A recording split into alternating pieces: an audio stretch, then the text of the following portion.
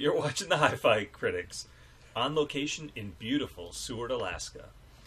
We're a grassroots group of concerned citizens committed to taking action. We challenge the conventional wisdom and entrenched interests to serve their constituents, not themselves.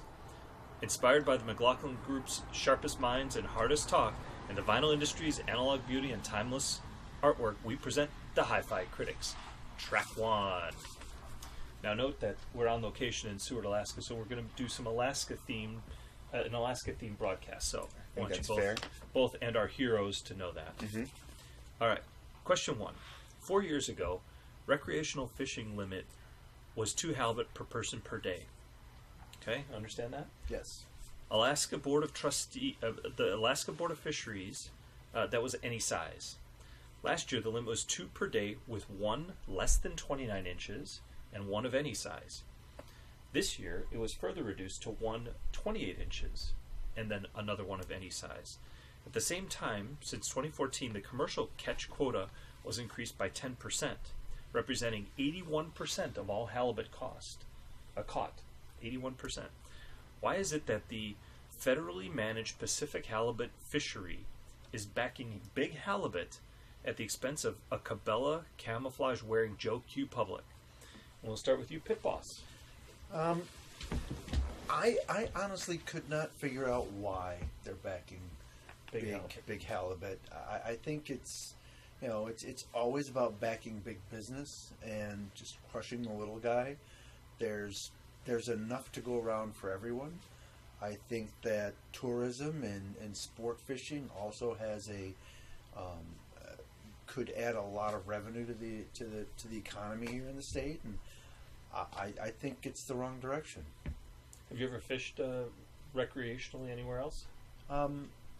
As a young buck, as a young pit boss. So was there any federal regulations there? No, none. State. Yeah, but to be fair, though, yes. To be fair, back when you were a young buck, there was no federal regulations anywhere. Well, that may be true. Yeah, but you weren't there to know. So. I wasn't. No, Ford Pinto, for example. People got away with a lot of stuff back then. So yeah, I did. The world has changed. Yes, it got a whole lot smaller. It did.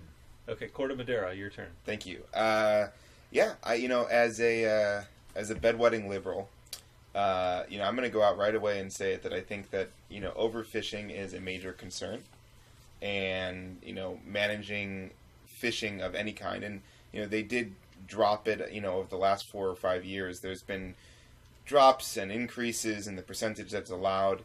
I think to a certain extent, to what you were saying, Pit Boss, about tourism being a main opportunity for the economy. I don't know. I feel like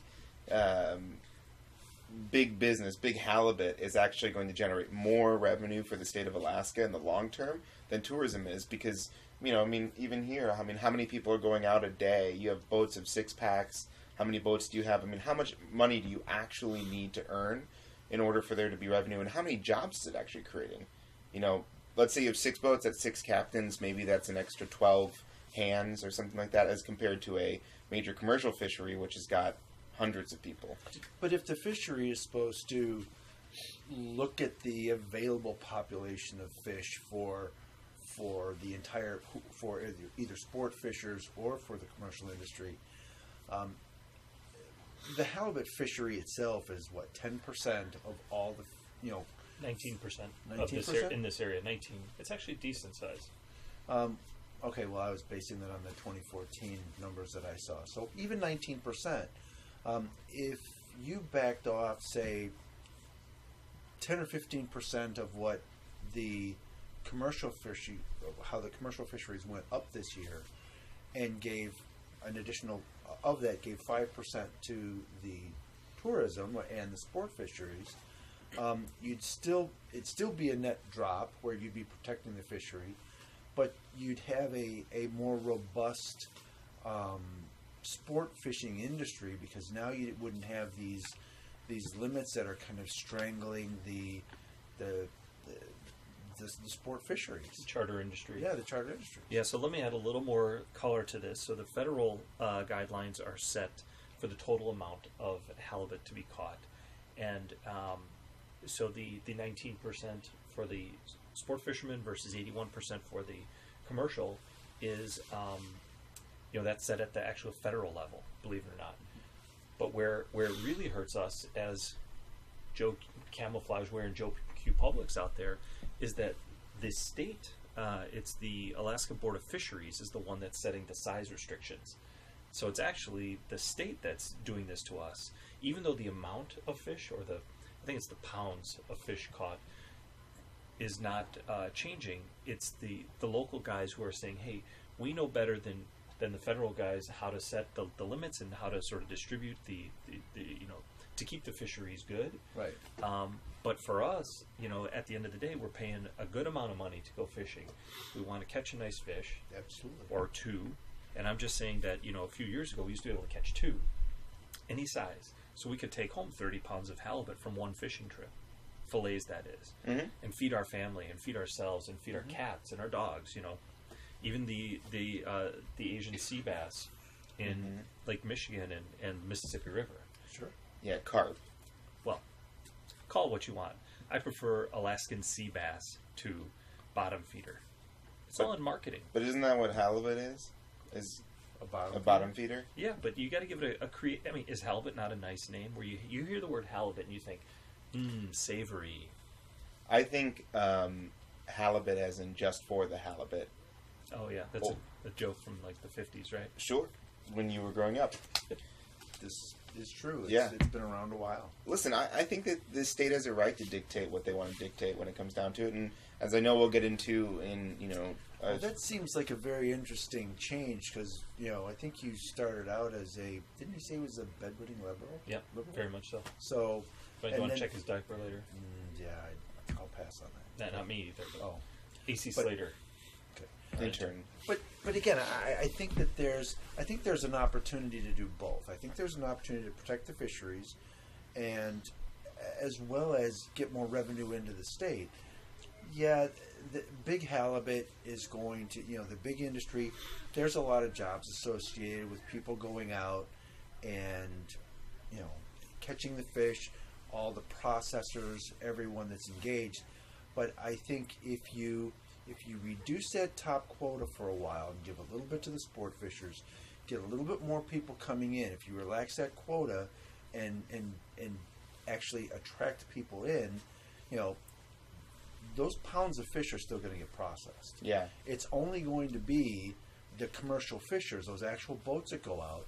And again, if you're reducing the quota for a couple of years and let the halibut, recover, so you don't have these really tight limits, then everybody's happy. So it'd be a short term, back it off a little bit, and then in the long term, we can open it up a little So bit more. are you happy with if you take home 20 pounds of fillets? Would you be happy? Yeah, absolutely. Would you be happier with 30 pounds? I would be. What would be the satisfaction level? How many pounds would be On satisfying? what scale? Like what's For how much halibut you can take home for the value? No, no, but you're saying what's my satisfaction level? Meaning Low, how medium, many, high, no, 1 to 10? Poundage. How many pounds would make you satisfied to go home? You know what? I would feel like, given the cost of doing it, I would at least have to get close to or break even to the cost of going at the standard Midwestern rate of halibut per pound. Is that the Trader Joe's rate, or where do you shop? I shop at Trader Joe's and Jewel. Aha, I see. So I think 20 pounds is great. And I think... What's the price of halibut back home? What is it, like 18 or something like that per pound? Maybe a little bit more, depending. Plus tax. It depends on the season. Yeah. I mean, sometimes it's more, sometimes it's less. But I think that, to your point about the limits that they've imposed, because it's really hard to find a halibut when you're fishing that's 28 inches or less, people are going to do maybe 4 days of fishing and catch over 28 each day, because the limit on size is only on a per day basis. But it's expensive to do that. Yeah, absolutely, that's it's the point. expensive. I mean, to do that's it. the point. That's where you start getting into, so for me, what's the satisfaction? Well, I would like to go home with, like you said, something that is, the amount of pounds that I take home of fillets would be no more than what it cost in a store. Actually, I would think that if I was catching it here and taking it home, I would think that cost would be lower since I'm already paying to go out and catch it. And granted, they're guided tours. These guys know where to go and get the fish. It would just be nice that having flown out here and spent time and money in the area, it'd be nice if the take home was a little bigger. I think that the commercial fisheries in the state are actually potentially, I'm just thinking about this, hurting themselves because of the limit that they're putting on the lower size fish. Because not only is it hard to get that fish, but people are more likely to toss away fishes that are very close to that size. And so ultimately it's leaving commercial fishers with less big fish that they can go after, because that's what people are looking to catch. And if we were to decrease the percentage and try to increase that, that would mean that the commercial fisheries are going to even get potentially less than that. And they're looking to get the most yield as well, just like we are. Mm-hmm. Well, let's close this out, this fantastic discussion about big halibut. In what year will it no longer be economically viable? So if you think about 20, 30 inches for the minimum, 29, 28, at what point, in what year will it no longer be economically viable for the halibut sport fishing industry to survive the state stepping on their livelihood? I would say that we're probably looking mid-2020.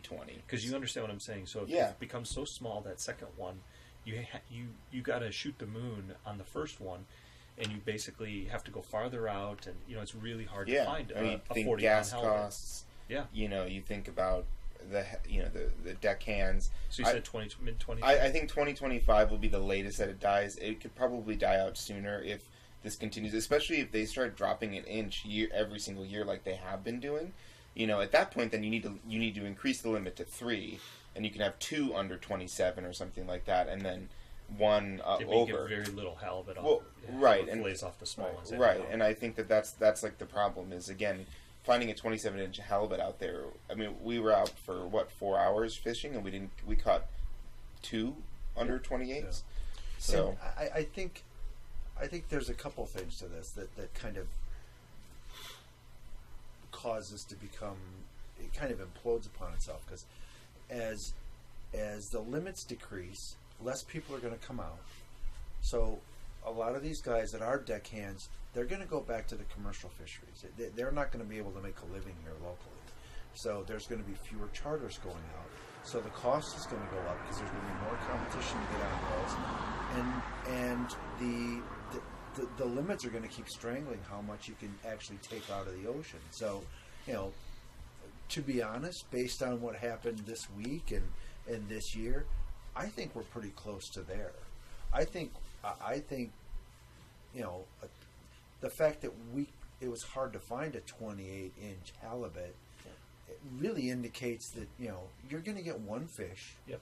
And you're not guaranteed that it's going to be a big fish. It's just going to be over 28 inches. Mm-hmm. So, I agree with you. I think it's actually sooner rather than later. Yeah. I think it's before the end of this decade. Yeah. I think we're going to, we might send somebody to Mars, but that's going to happen after the halibut industry here crashes. Are they going to fish for halibut? If they can find it. That's probably a better place. A more viable place to catch big halibut is on Mars right now. All right. Track 2, state sales tax. Actually, it's state income tax. Income, right. The state of Alaska is in dire straits. The state of Alaska is in a revenue tailspin caused by the severe decline in oil prices from over $100 per barrel to less than $50 per barrel. And since Alaska generates most of its revenue from oil, Alaska is in a very difficult spot. In order to close the budget gap, the state of Alaska and the governor, to close the budget gap without a state sales tax, is seriously considering implementing a state income tax for the first time in 40 years to narrow this budget gap. If you were the governor of Alaska, would you focus the majority of your political capital on implementing income taxes or reducing the state government infrastructure? Chewy Garcia. Well, I think, it's going to be tough to do the state income tax just because 40 years is a long time to not have anything like that. And I think also the other portion of this is because the incomes here are not, the annual salary of someone in Alaska is lower than the majority of the lower 48s, as they say up here. They say. And and imposing a tax on that would mean that salaries would have to increase, minimum wage would have to increase to allow for that to happen, and ultimately that would put a lot of these small businesses like the tourists out of business. Whereas, sort of dismantling some of the state infrastructure could potentially help some of these smaller tourist industries thrive. And so it might be better to start there and identify if that's a viable solution before, going through the income tax. Do you know how much the government deficit is as a percentage of spend? Meaning, how much do they plan to spend, and then of that, what percentage are they bringing in revenue? I don't. I think it's about 75%, isn't it? It's actually 25%. 25% they have funded. Yes, right? 75% unfunded. Yeah, that's what I meant. Yeah. 75%. That's massive. That's like saying you got a job and you're making $30,000 a year, or $25,000 a year, but you're living as if you're earning $100,000 a year. That's a huge shortfall. Right, but that's why I think dismantling the government infrastructure would help. So basically, let's take out the fish and game wardens and take out some of the other people that are the police, for example, and fire departments. Is that what you're saying about state infrastructure? Well, I'm saying that there's. I think the state legislature or the state constitution actually says if they don't have a budget, the state automatically shuts down. Right. But they have to protect health and safety, and I believe one other area. So the police and fire would stay, but there would be the game wardens and the fisheries and all the other things, they would be shut down. So how has Alaska been plugging this hole for the last few years since oil has dropped dramatically? I don't know. I think it's their rainy day fund. Right, so they're basically pulling from money that they had in the bank from past big oil fees, and that's how they've been paying for it. So, that doesn't last very long. As we know, in the city of Chicago, when Mayor Daley sold the parking meters for $1.4 billion, I think it was $1.5 billion, within about 3 years, that money was basically gone. Yeah, money was gone. So that's not sustainable. You got to have a new path, right? Right. Absolutely. There's big oil now. Right. That's some big oil being spent. Yeah, I mean, I think an income tax in the end will be where they end up. But if there's, you cut away the fat a little bit from your state infrastructure first. Obviously, I don't want us to cut everything, but even when we were dealing with the fishing trip on Sunday, they were telling us about how many people are at the docks, how many people are checking this, how often it's actually occurring, and that level of oversight, is that actually needed, or can we start to reduce that? So are you But is that a state-funded effort to make sure we stay within the federal guidelines? How does that play into those various jobs that would potentially go away? Well, they are out there checking size, and that's a state mandate, as opposed to, just 2 per, which is the federal mandate. Right. So ultimately, I think that there's a way for people to kind of check in on it. I think the 2 is actually a state rule as I think well. I think the poundage is the federal. Exactly. Oh, exactly. I'm sorry, I misunderstood. Yeah. But I really want to turn back the dial here about 30 seconds, because you are a bedwetting liberal, self-proclaimed bedwetting liberal, kind of like Bruce Springsteen is the self-proclaimed boss. And yet you're talking about cutting spending, not raising taxes. Where did you go wrong, Bernie Sanders? What? I don't understand. Bedwetting liberals, like yourself, always say, well, I want more from the government. Government, give me more, right? The only way the government can do that is by raising taxes. This is what bedwetting liberal Bernie Sanders has always talked about. And yet you're here in Alaska saying, Alaska, cut more services because they don't impact me. I'm just a tourist. Because, I don't want my service fees to go up to use this beautiful park behind us. You see what I'm saying? Yeah, I think you're totally misinterpreting my words. Okay, please reinterpret them for us. Yeah, I would be happy to. And help me, Andy. I'm with you. Okay. I think that increasing taxes is definitely something that needs to be done if these services are expressly needed. If they're not expressly needed and they're being overdone, like that person we saw waving a flag to wave through traffic on a street that has one car running on it, do we need to pay for that person to be doing that job? The answer is no. But by that same token, raising income taxes or even implementing income taxes are going to affect not just the government's deficit in a positive way, it's going to affect businesses and the people that work at these businesses in a negative way, because this salary that they have is going to now be decreased even further. Companies, to maintain their employees, are going to have to increase how much they're paying them just to make it so they can have ends meet. So ultimately, it's kind of a catch-22 here. I want to tax more because I think that that's going to help these situations, but at the same time, it could potentially hurt small business, which I'm also a big fan of.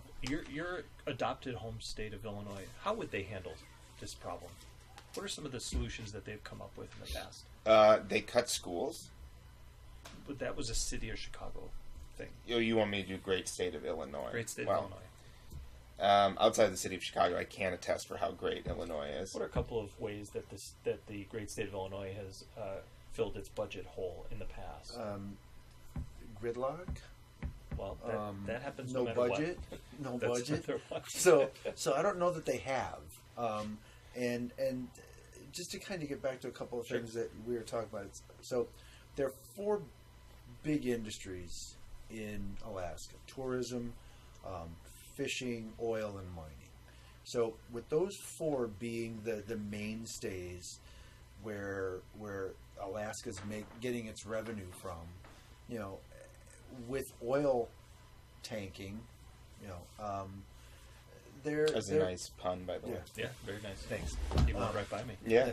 But I thought about it because I didn't realize it until I was appreciating it. But again, I think there has to be more than just you have to. These days, based on how the price of oil is dropping, and the fact that the state gives a lot of subsidies to big oil and little oil, they need a more comprehensive approach to closing this deficit than just either reducing services or raising taxes. They need an additional 1 or 2 lines Revenue of sources. revenue sources. Yeah. Like Well, mining renewable isn't going to energy. last either. No. So they need some, like, this would be a great place for renewable energy. Yeah. They could, as we discussed about, the fisheries and the halibut fisheries, they could potentially bring in some more dollars in tourism by balancing that halibut cap a little bit. They could reduce some of the oil subsidies for the large oil companies and don't hurt the smaller independent oil groups that have a lot of their own money invested in risky exploration and trying to find new oil. But I think the other opportunity is a income tax on out-of-state workers. There's a huge population of workers that come in from out of state. So you mean taxation without representation? Exactly. Love it. Mm-hmm. That's exactly what I was going to go for. They should be taxing tourists too. Yeah, absolutely. Tourism. Well, that's what Illinois would do. And right? even a sales tax. I mean, I don't think they didn't have There's a sales tax. There's a sales tax, not a state income. There's not, Right. but Okay. I agree. Tourism tax would make perfect sense. Yeah. All right, well, let's wrap this up. Great discussion. Besides Alaska, who is also hurt when the price of oil declines so far so fast? I think there's a number of places. First of all, Russia gets hurt because if the United States continues to pump oil, one of Russia's main sources of income is through oil. I think that renewable energy is hurt. I think it's a way to kind of forestall that need to drive that industry. I think the environment's hurt, and obviously glaciers are hurt too. Wow, somebody really did their prep work. Wow. Yeah. So Impressive. you think Al Gore, Putin, and ICE are all being damaged by this? Yep. I actually don't think there's a better way of I saying it. absolutely don't. And, I completely agree. I was going to say Putin, but you hit on some Yeah. other ones that have I was going great, to say so- some of the other oil, producing Yeah. states like Texas, for example, where similarly, companies are not making as much money and potentially running into layoffs and things like that. Venezuela, OPEC, Nigeria, Mexico, all those Absolutely, countries are yeah. hurt, but not as bad as Putin, Saudi Arabia. Right. So maybe it's a good thing if we're hurting Putin. Exactly. Yeah. And the terrorist-producing states, too. Yeah, exactly. But, and Like and Qatar. it is, but we still need to find a way to make Alaska whole because it's really putting the damper on. Yeah, listen, we saw how windy it was. We can just throw a couple of like deep sea wind farms out there, and we'll be fine. Every mountain has a windward side and a leeward side. Right. I mean, we've seen. That's seen a beautiful, couple by of the wind way. farms. That is a Yeah. beautiful sentiment. Track 3, The Great Outdoors. Music has always been used in commercials to enhance the emotional impact. Looking at this amazing scenery behind us. Have you guys seen it, by the way? It's I'm looking, right behind yeah. us. Yeah. Yeah. You should check it Wow, out. that's First time awesome. I've seen it, actually. Well, I Very hope nice. not. What vinyl album would you choose to enhance your experience if you only had 30 minutes left with this view? So let's say at the end of this trip, how would you want to remember this amazing scenery behind us? And let's start with Javi Baez. Javi Baez. Yeah, just came Okay. to mind. I do have that MLB tattoo on the back of my neck, so. Tramp stamp? Yeah. No, tramp stamp is much lower. Oh, well, I don't know. No. Maybe What? maybe you have a male What? tramp stamp. But that would still be much lower. Hey, I'm not judging. Let's go. Okay. I think this is pretty tough. I thought of a lot of different albums that I would listen to in and around this time. And it's going to be semi cop out because I'm picking a best of Logan Square Hipster. Logan Square Hipster. I would say side one, best of Paul Simon. What's on it? I mean, all of this stuff, like, me and Julio. So it's a greatest hits album? It's a greatest hits album. That's what I was saying. I'm saying that's what I'm That is doing. a cop-out. It is an absolute cop out. But I thought a lot about like the albums, and like there's only a couple of songs I like on. The thing about it is, Here we go. Listen, I'm not trying to make excuses for myself. But you are about to. Go I'm ahead. not going to make an excuse. I'm just going to make a statement, and everyone can take it. Our heroes can take it for what they will. They can. I am not. I listen to the music as it comes, like what's hitting me here and there. I just let the music flow through me, and ultimately, I don't care about what album it's on. I just care about where I am when it's hitting my ears. I'm disgusted, but go ahead. So the album that I chose is really for one song on the album, and the title of the song is "Journey of the Sorcerer." It's an instrumental done by a group of 4 very talented artists, and it's on their first album, which came out in the 1972 by the Eagles. So. Beagles. Are you more disgusted at me or him for saying the Eagles? No, you So- clearly singing a greatest hits album. So again, the song is an instrumental. It is very dynamic. It has some very peaceful, slow passages. And I mean, you were out running today. You know that, depending on where you're at, you can be in a very serene and quiet place. But there's also, you could be out by one of the rivers. You could be out, out on the water. And it's a little bit more dynamic. So that's why I chose that particular album. And again, we have seen Eagles here, so it just seemed to kind of fit in and kind of tie everything together. See one right here. There you go. Man, The Eagles. honestly, like, I don't want to Pretty good. disparage myself, But you will. but I will. You should have... Eagle. No, come on. He said seagull. No, he didn't. No, he didn't. You've been doing this to me all trip. He's been doing it to all of us. Man, the Pit Boss is on I know. point. He did his research. I really appreciate the preparation work you put Yeah, in. like Man, a I ton take of this preparation, seriously. right? I mean, we do On- this for the heroes, right? For the heroes out there, that's right. Yeah. Yeah. I do it, so I'm more of the education of, like, what not to do. Yes. So I think we're both educational, and we're Exactly. both helpful to the heroes. Okay, well, let me give you the correct answer. The correct Sure. answer is Blue Sky Mining by Midnight Oil. Okay. Because it's all about Yep. protecting the environment, the workers, the people working on the boats, and how the environment is being taken over by big corporations. And so, Odd that their name is Midnight Oil, though, if they care about the environment. that's another layer with Alaska and oil. I Yeah. totally get it. I Yeah. love it. It is the right answer. Well, even though it wasn't the closing question, but that's okay. Okay, well, I wasn't ending there. I was just okay. letting you know that it was the right But answer. you don't get to end it. I do. That's how that works. But now it's time for us to end. No, we have more. no, okay. So Don't we? yeah, so that was So- great. I think Andy's was great. What else is on that album too? By the way, Do you know? Peaceful, Easy Feeling. I can't think of the rest of it off the top of my head. if you had your choice between and had to pick one of these three to listen to, or one of these three bands to listen to, so you can pick any songs from these bands. They've got to equal half an hour worth Okay. of playing. Which one would you pick? Dave Matthews Band, the Red Hot Chili Peppers, or Jewel? And I'm going to come to you with this so you can start thinking already. Do your prep work. I would probably take the Chili Peppers. Yeah. Why? Are you going to disparage the other two, or are you going to say something good about the Chili Peppers? I like Chili Peppers. Okay. I No problem there. I like a high energy, rock band, jumping up and down, good bass line. Something's got some meaning to Yeah. it. I don't know. I don't know if there's a lot of meaning to their lyrics. There's Couple more of meaning them. to their lyrics than any of the other ones. Well, that's true. Don't tell this guy. Right. Well, don't tell Jewel either. Okay. What about you, hipster? Well, I'm going to have to agree with the pit boss here. Whoa. Red Hot Chili Peppers. We actually are all in agreement because I would have picked the same one. But you would pick them because you don't like Dave Matthews Band or Jewel. I don't really have a problem with Jewel, but I'm not really a Jewel fan.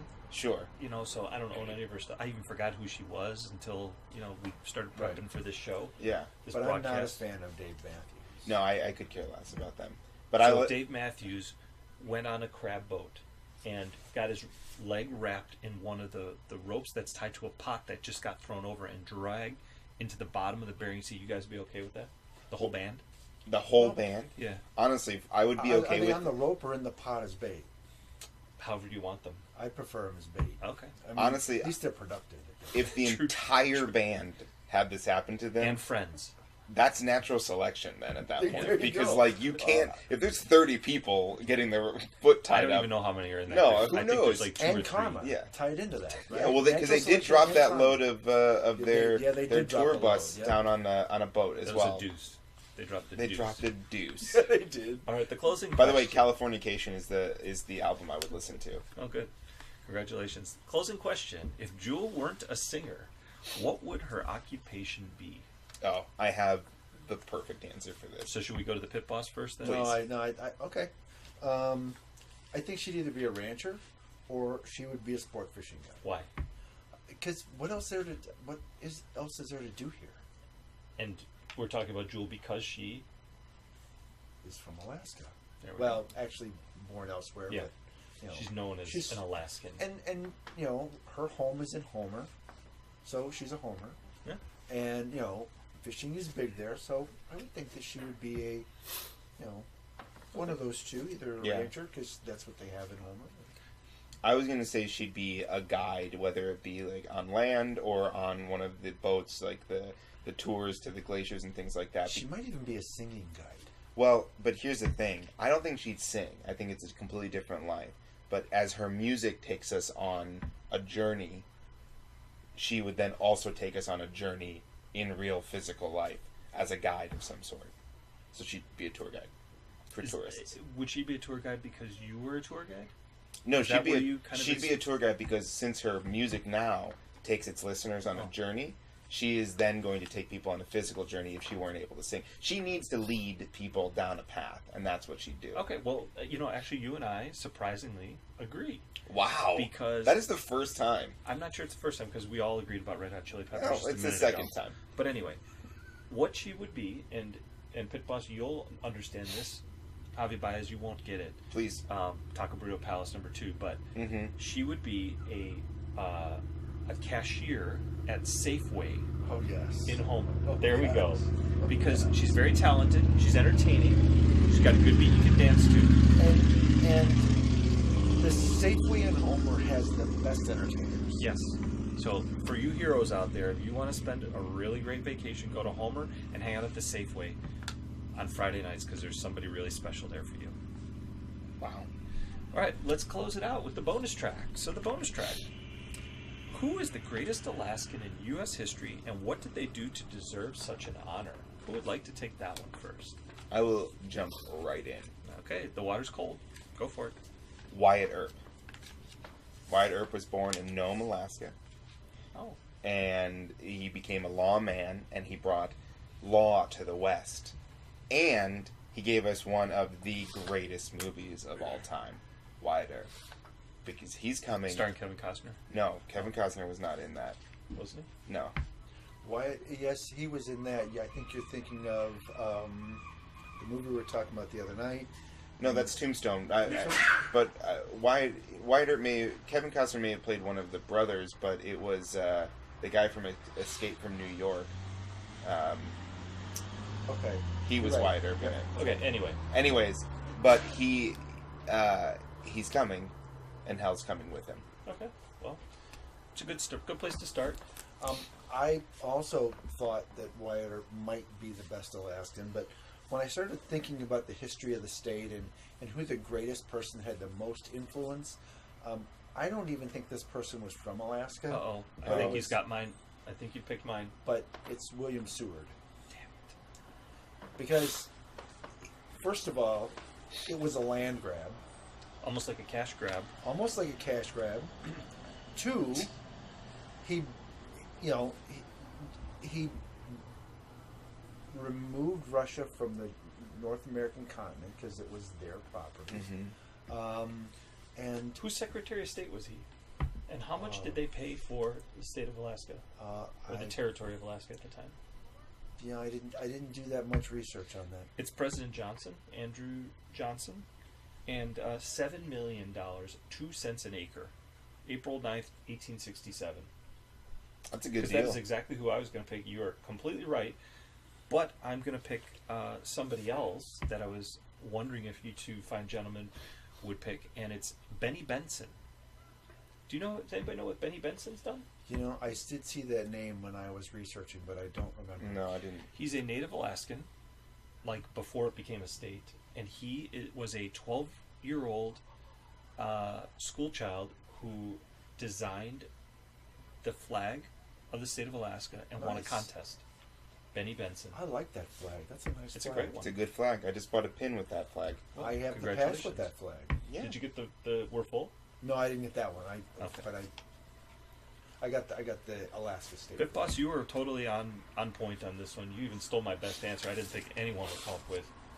By the way, he also obviously he founded Seward, which is the Yeah. city we're Yeah, in and the city we love. There's, So there's Yep. too many I, parallels. you know there, what? so Honestly, that I was think the best that answer. is the best answer. Yep. Although Wyatt Earp was a close second. Yeah. Wyatt Earp was there's a lot of great people from the state. So, There are. Yeah. It's a long list. Yeah. Yeah.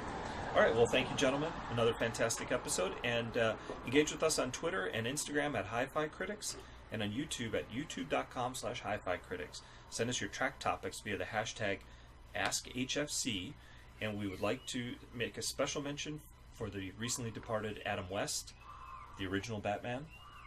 Very sad. Bye-bye.